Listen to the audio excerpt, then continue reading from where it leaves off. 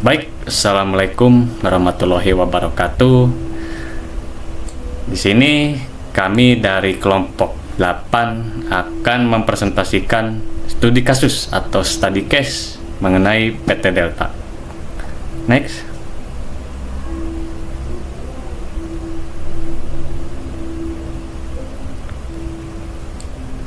Sebelum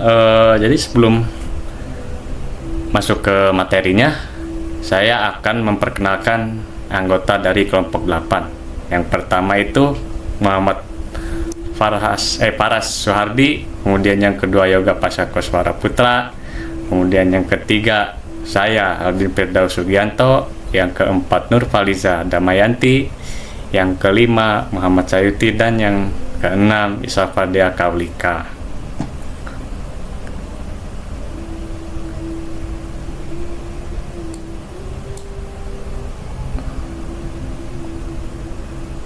Baik, di sini saya akan menjelaskan profil perusahaan terlebih dahulu mengenai PT Delta Jakarta.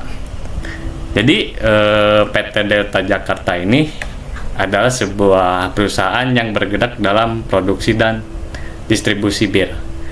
Nah, perusahaan ini didirikan pertama kali itu pada tahun 1932 sebagai Archipel Breweries NV oleh perusahaan Jerman. Kemudian seiring berjalannya waktu, perusahaan ini mengalami beberapa kali perubahan kepemilikan dan nama hingga akhirnya pada tahun 1970 menjadi PT Delta Jakarta. Nah, PT Delta ini adalah salah satu perusahaan pionir yang mencatatkan sahamnya di Bursa Efek Jakarta dan Surabaya pada tahun 1984 yang berbasis di Bekasi, Jawa Barat. Kemudian perusahaan ini memproduksi berbagai produk bir terkenal seperti Anchor Beer, Anchor Stout, Carlsberg, San Miguel, dan juga Kuda Putih.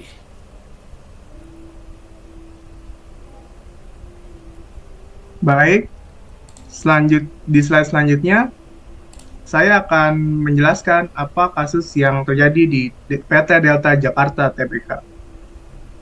Yaitu pada tahun 2024, PT Delta, perusahaan manufaktur terkemuka di Indonesia, terlibat dalam skandal kejahatan akuntansi yang menggemparkan.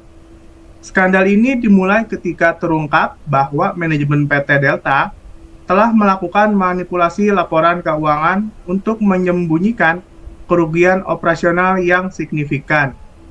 Praktik kecurangan ini meliputi penggelembungan pendapatan, penundaan pengakuan biaya operasional, serta manipulasi terhadap penilaian aset perusahaan. Dan di slide selanjutnya, yaitu siapa saja yang terlibat dalam kasus ini. Ada 3 yang terlibat. Yang pertama itu manajemen puncak, yaitu eksekutif senior yang bertanggung jawab atas keputusan strategis perusahaan. Yang kedua ada Departemen Keuangan, yaitu tim yang mengelola laporan keuangan dan akuntansi perusahaan. Dan yang terakhir ada auditor internal, yaitu pihak yang seharusnya mengawasi dan memastikan integritas laporan keuangan.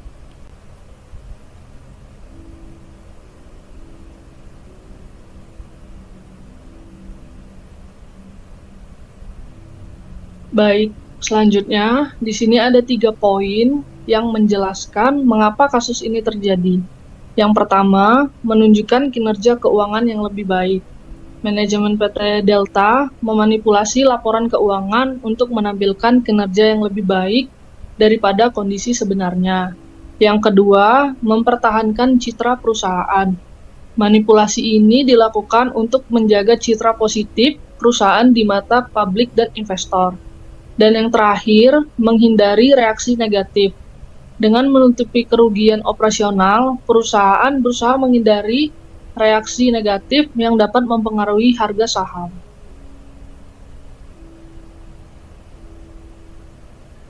Selanjutnya, di mana kejadian tersebut terjadi? Kejadian tersebut terjadi berlokasi di kantor pusat Delta yang ada di Jakarta, dan lingkup kasus ini mencakup berbagai praktik manipulasi laporan keuangan yang dilakukan oleh manajemen PT Delta untuk menyembunyikan kerugian operasional yang signifikan.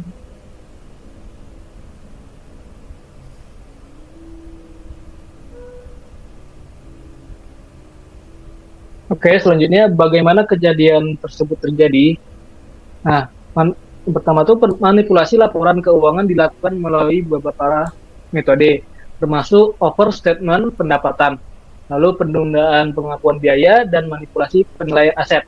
Nah, praktik ini difasilitasi oleh kelemahan dalam kontrol internal dan mekanisme pengawasan perusahaan yang memungkinkan data keuangan dimanipulasi tanpa terdeteksi secara langsung.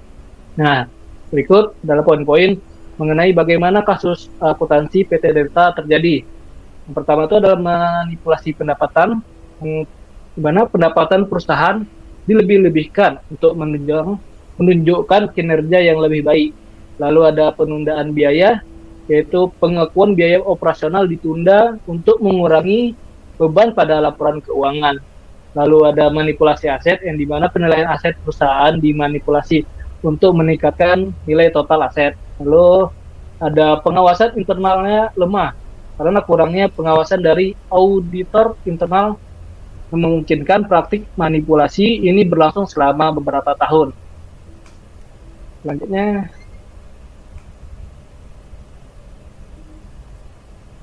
ada implikasi dan konsekuensi. Nah, yang pertama itu ada dampak pada keuangan mereka.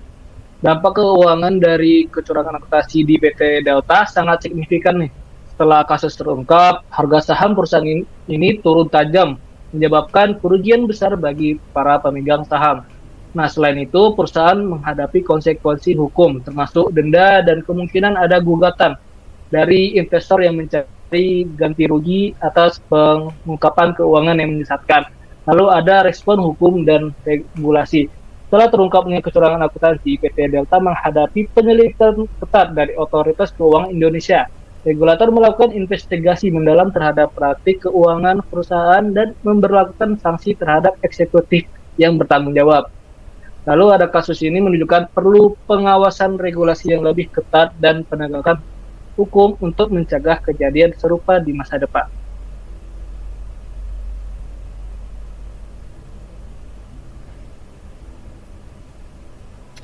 Baik, selanjutnya itu ada cara PT Delta memulihkan kepercayaan dan reputasi.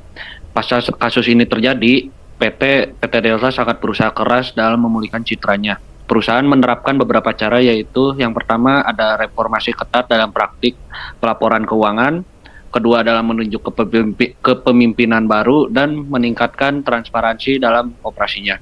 Upaya ini bertujuan untuk meyakinkan investor dan pemangku kepentingan tentang komitmen perusahaan terhadap praktik bisnis yang etis dan akuntabilitas. Next.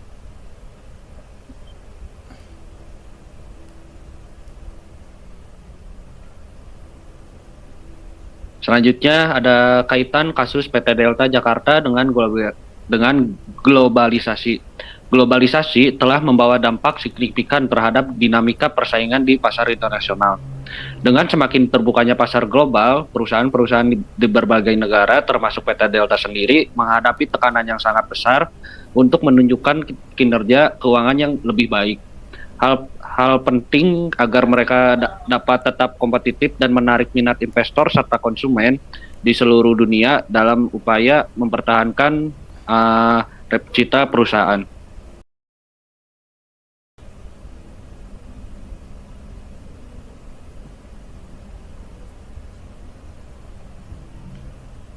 Baik, jadi saya akan menjelaskan kesimpulan dari kasus yang terjadi pada PT Delta Jakarta Tbk. Kasus kecurangan akuntansi pada PT Delta menyoroti risiko kontrol keuangan yang lemah dan kelalaian etika dalam tata kelola perusahaan. Analisis pendekatan 5W1H mengungkapkan motivasi, metode, dan dampak dari kecurangan ini dalam konteks korporat Indonesia. Kasus ini menekankan pentingnya transparansi, akuntabilitas, dan pengawasan regulasi untuk menjaga kepercayaan investor dan integritas pasar keuangan.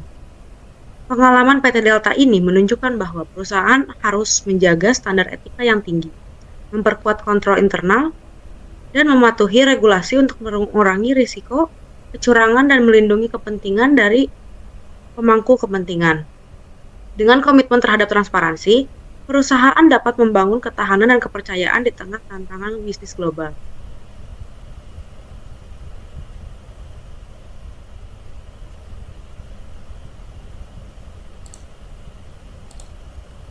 Baik, sekian yang bisa kami sampaikan.